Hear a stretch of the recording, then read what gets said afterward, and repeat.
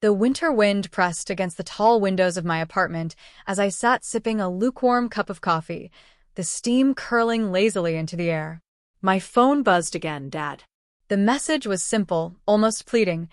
Please come home for the holidays. It won't be the same without you. I stared at it for a long moment, my thumb hovering over the screen. For years, our conversations had been short, tense, polite, and now, this sudden please stirred something unexpected, an ache I'd carefully tucked away beneath layers of ambition and independence. I ran my fingers over the silk blouse I had chosen for the trip, smooth against my skin, a tiny comfort against the uncertainty that churned in my stomach.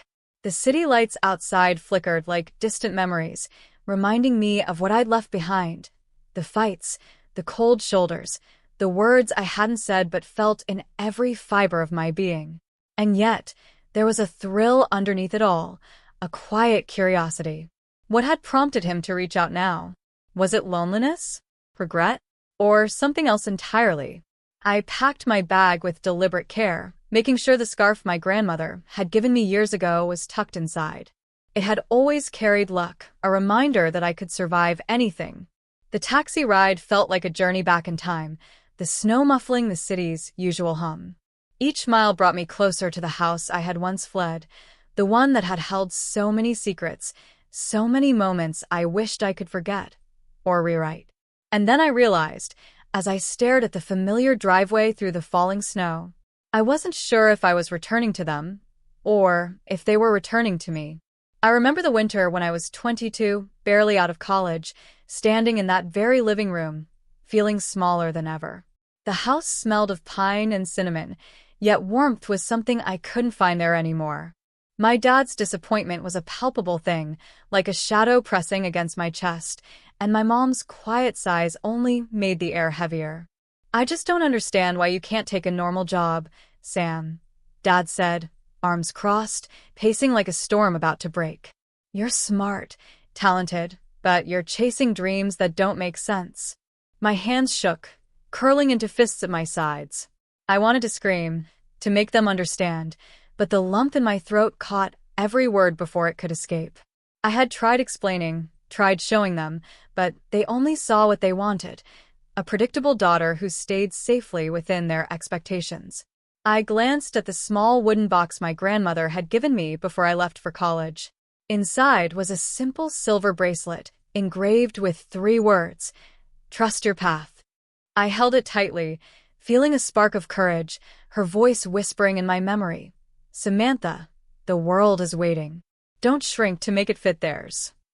That night, after another exhausting argument that ended with slammed doors and unspoken apologies, I packed what I could carry in my old duffel bag. My heart ached, but there was a strange clarity in the decision. I would leave, not out of anger, but because I had to carve my own life, on my own terms. The city that had once felt overwhelming became my sanctuary. I learned the rhythm of independence, the exhilaration of earning my first paycheck from a project I poured my soul into, the solitude of tiny apartments that smelled faintly of coffee and ambition, and the occasional pang of longing for family that seemed just out of reach. I promised myself I wouldn't let their doubt define me.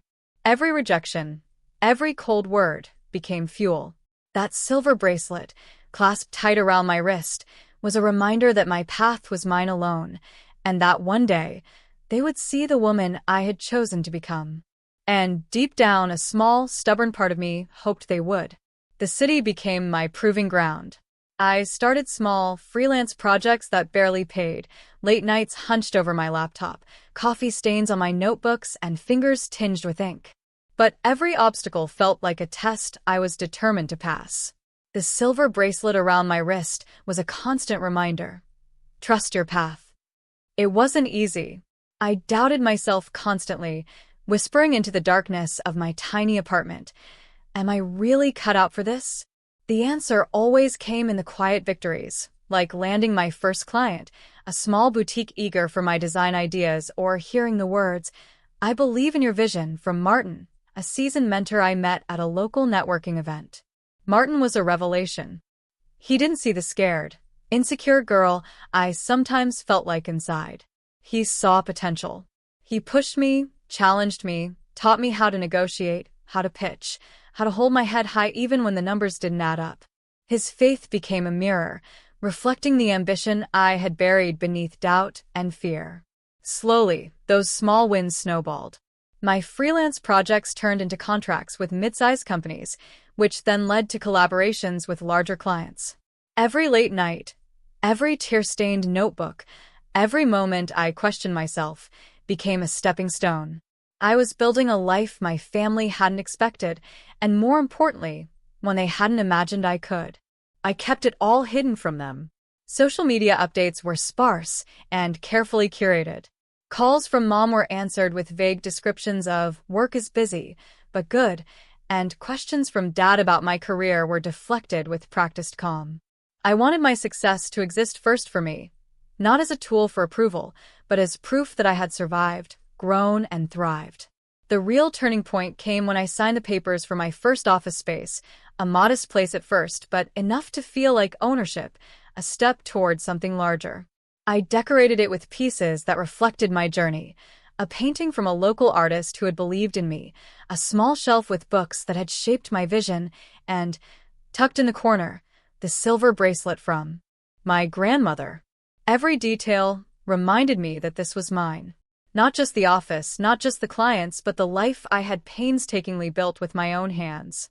The idea of returning to that old house for the holidays no longer felt like stepping into a trap. It was a test, a chance to see if the family that once doubted me could finally see the woman I had become. And for the first time, I realized the truth. I didn't need them to validate me. I was enough. Yet, curiosity mingled with triumph. How would they react when they saw me now? Not the hesitant, unsure girl who left all those years ago, but a woman who had created a life entirely on her own terms. I imagined their faces, the disbelief in their eyes, the unspoken questions lingering in the air. And I smiled, because I had a plan. The driveway looked smaller than I remembered, framed by the familiar oak trees, branches bare under the winter frost. The house stood silent, lights off, as if waiting for my arrival. My suitcase clicked against a stone path, and with each step toward the front door, memories of years past surfaced. Arguments, slammed doors, the ache of being misunderstood. I unlocked the door with the key that had once belonged to my father. The familiar creak echoed through the hallway. And then I noticed it. Everything was gone. The furniture I remembered, the worn leather sofa, the old dining table, had been replaced with emptiness. Sunlight streamed through the windows, highlighting bare floors and sparkling chandeliers, as if the house itself was holding its breath. I wandered from room to room, memories clinging to every corner, until I reached the kitchen. And there, in a note taped to the fridge in Dad's handwriting, were 3 words. "We left. Yours now." It hit me with a mix of shock and disbelief. The house, the symbol of childhood, of family, of arguments and laughter, all mine now. My heart raced, but it wasn't the same fear I had felt years ago when leaving. This was empowerment, a quiet acknowledgement of all I had endured and built. I walked through each room, letting my fingers trace the newly polished surfaces. The emptiness was liberating. I could fill it with anything I wanted, shape it into the sanctuary I had imagined for years. My gaze fell on the living room. Sunlight caught on a delicate glass ornament I had purchased for my office, now perfectly at home here. Then I realized my parents had not just left. They had trusted me. Trusted me to claim my space, my life, my choices. And for the first time, I understood that love sometimes meant letting go. I pulled out my phone and called Dad, my voice steady, yet soft, carrying more warmth than I had expected. "I got your note," I said. "I understand why you left it this way. And I'm ready." There was a pause on the line.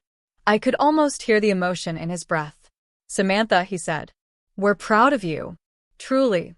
It struck me then the irony of the situation. The girl who had left in search of independence now stood alone in the house, fully in control, yet somehow connected to the family she had once longed to impress.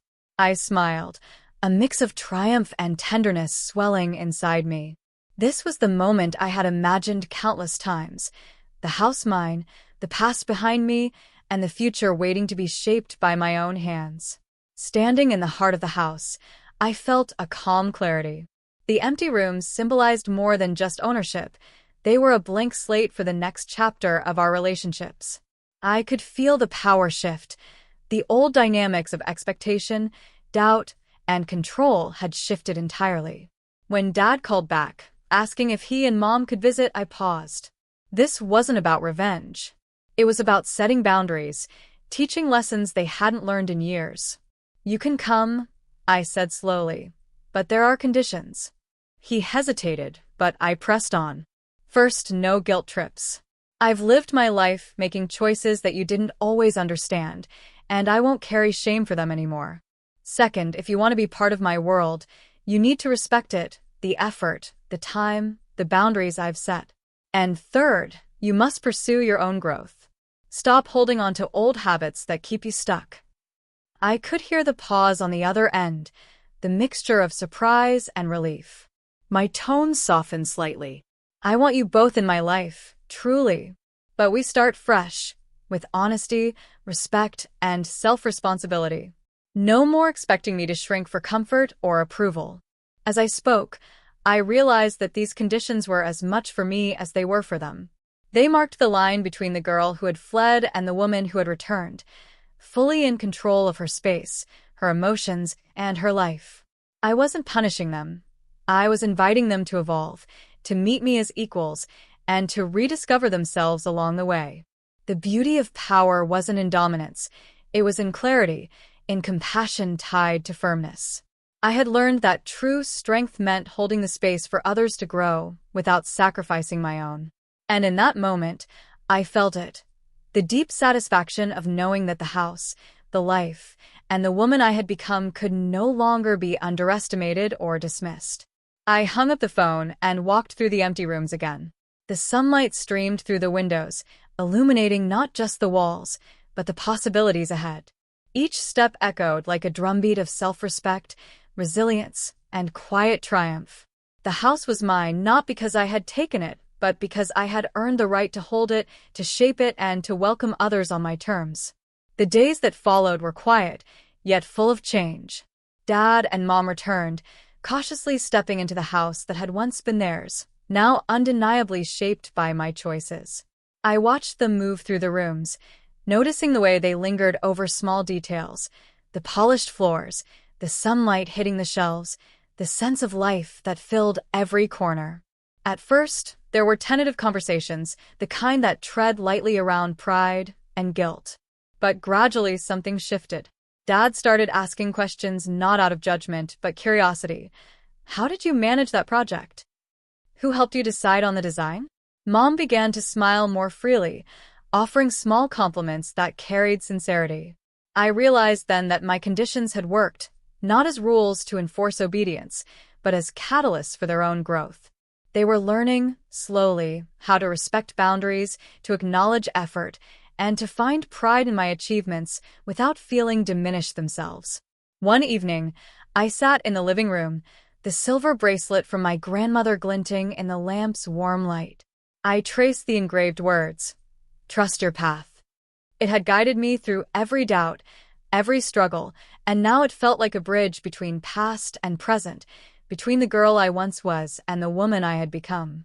I reflected on the journey, the fear, the loneliness, the nights I wondered if I was strong enough. And I realized that every struggle had been necessary. Each setback had carved space for resilience, each tear had built courage, and every moment of doubt had honed the clarity I now carried. The house was no longer just a building, it was a symbol of endurance, of boundaries honored, of love transformed into respect. And as I looked around, I understood something fundamental. Independence isn't about being alone. It's about holding space for yourself, for growth, and for the relationships that can meet you as you are. I stood by the window, the snow falling softly outside, and whispered to myself, a smile tugging at my lips.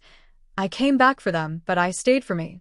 And this is exactly where I belong. In that moment, I knew the truth.